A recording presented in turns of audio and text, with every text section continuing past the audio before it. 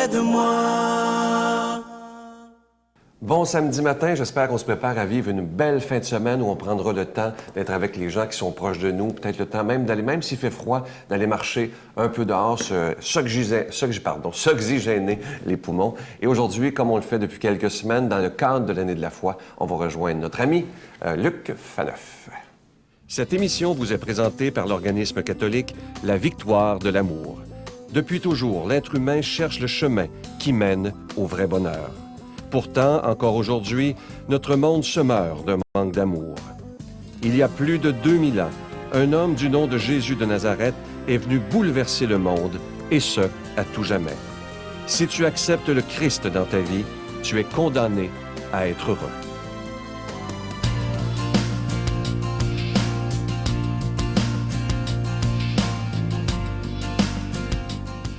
Bonjour, je suis heureux de vous retrouver pour, je dirais, la lecture et cette méditation sublime de la lettre apostolique écrite par le pape Benoît XVI pour l'année de la foi qui a débuté le 11 octobre dernier et qui va s'achever le 23 novembre. Donc, au numéro 2, un court passage aujourd'hui, vous allez voir encore de sublimes richesses. Le pape écrit « Depuis le commencement de mon ministère comme successeur de Pierre, j'ai rappelé l'exigence de redécouvrir le chemin de la foi pour mettre en lumière, de façon toujours plus évidente, la joie et l'enthousiasme renouvelés de la rencontre avec le Christ. Dans l'homélie de la messe pour l'inauguration de mon pontificat, je disais « L'Église dans son ensemble et les pasteurs en son sein doivent, comme le Christ, se mettre en route pour conduire les hommes hors du désert vers le lieu de la vie, vers l'amitié avec le Fils de Dieu, vers celui qui nous donne la vie en plénitude. » Je m'arrête là pour aujourd'hui. Voyez comme c'est beau.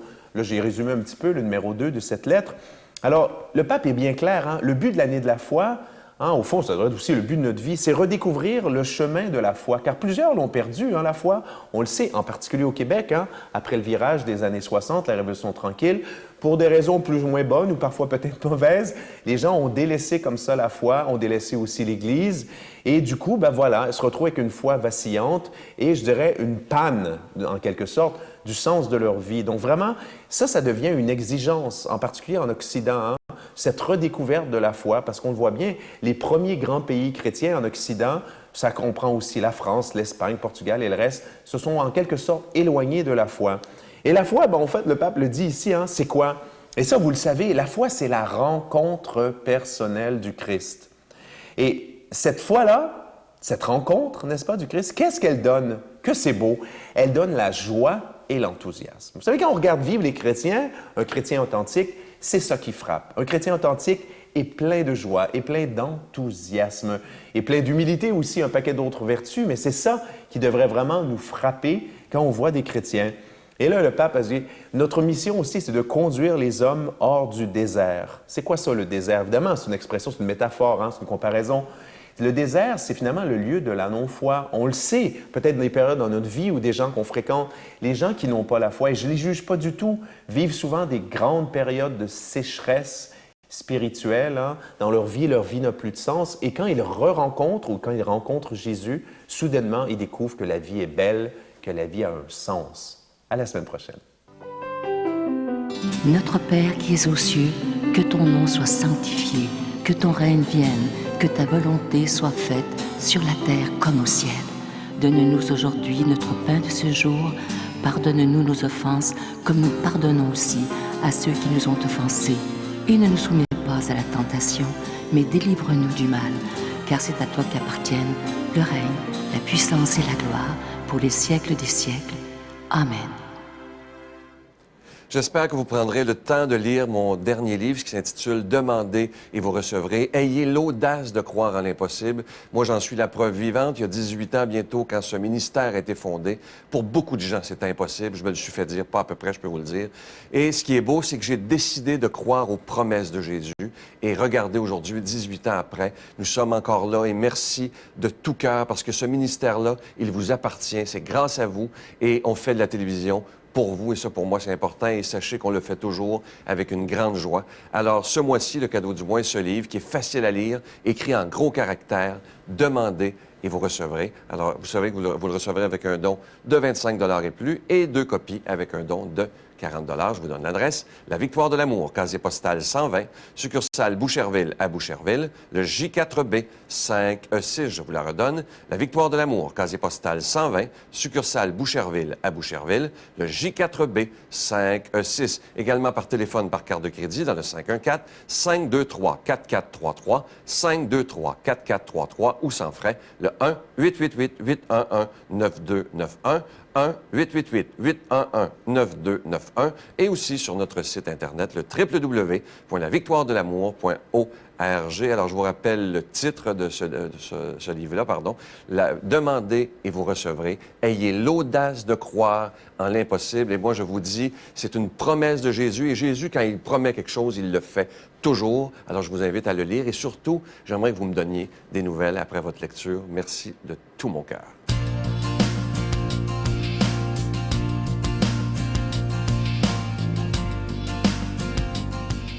Pour bien commencer notre fin de semaine, dans ce beau samedi, on prend le temps d'écouter la parole de Dieu. J'aime vous dire depuis 18 ans bientôt que c'est pour moi et pour vous, je l'espère, la priorité des priorités. Et aujourd'hui, c'est l'abbé Joseph Éveillard qui nous commente l'Évangile.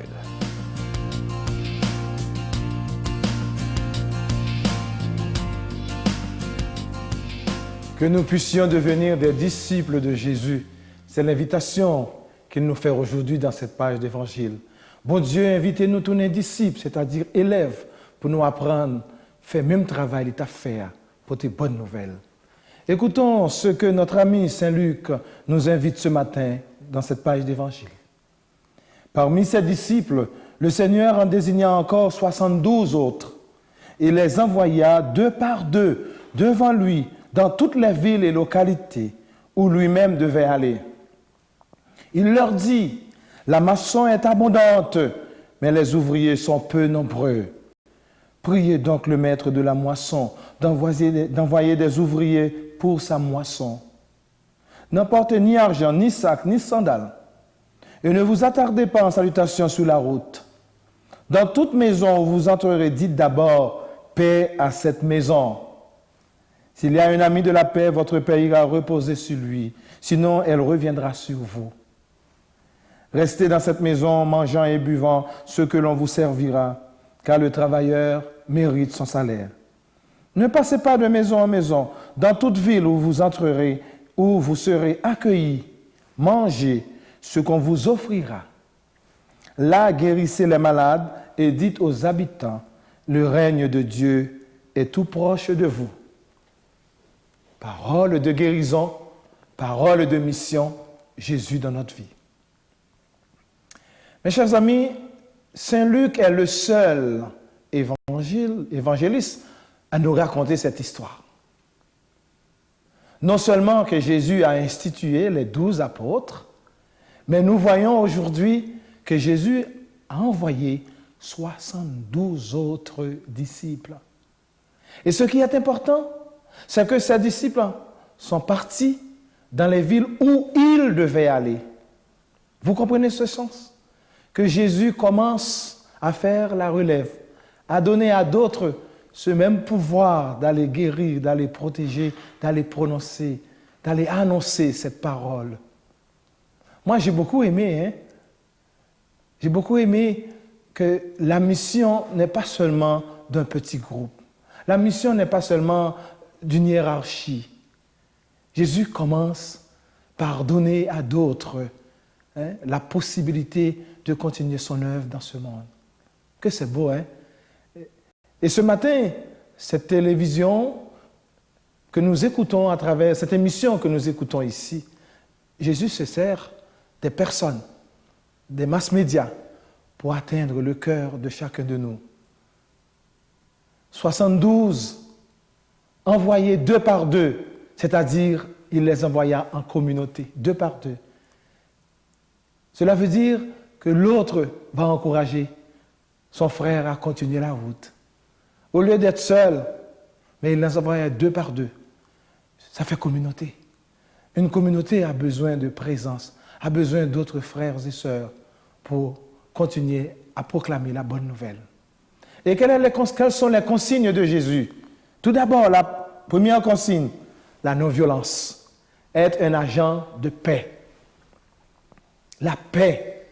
Jésus envoya ses apôtres à donner et à proclamer la paix. Et ce matin, combien de personnes qui ont besoin d'une paix intérieure dans leur vie? Des personnes qui souffrent de la solitude, le divorce, les blessures, les déceptions, le rejet. Oui, Seigneur, ce matin, nous avons besoin de paix. En Syrie, dans d'autres pays où il y a la guerre, Seigneur, nous avons besoin de paix. Le deuxième consigne de Jésus, la pauvreté. N'emportez ni argent. Allez avec simplicité et humilité. Troisième consigne de Jésus, la paix et la joie marchent ensemble. Dès qu'il y a la paix, il y a la joie. Oui, Seigneur, ce matin, nous avons besoin de cette allégresse. Nous avons besoin de ta présence qui nous apporte la joie dans notre vie. Une communication qui remédie notre situation. Quatrième consigne de Jésus, faire du bien, faire reculer le mal, soulager. Combien de personnes, encore, moi en premier lieu, qui a besoin que le mal s'éloigne de nous. Le mal, c'est quelqu'un. Le mal, c'est la violence. Le mal, c'est le mensonge, c'est la corruption. Le mal, c'est tout ce qui détruit la personne humaine. Le mal, c'est moi qui veux prendre tout contre les... C'est moi, c'est l'injustice.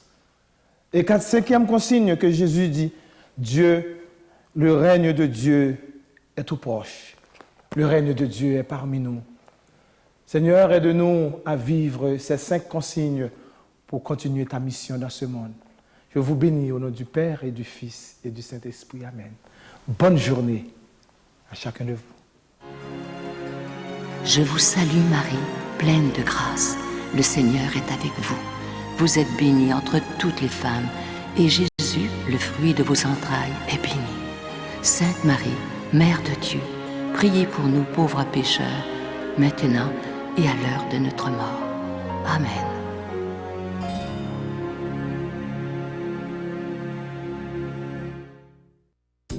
La Victoire de l'amour vous invite à sa retraite spirituelle dans le centre du Québec les 31 mai, 1er et 2 juin 2013.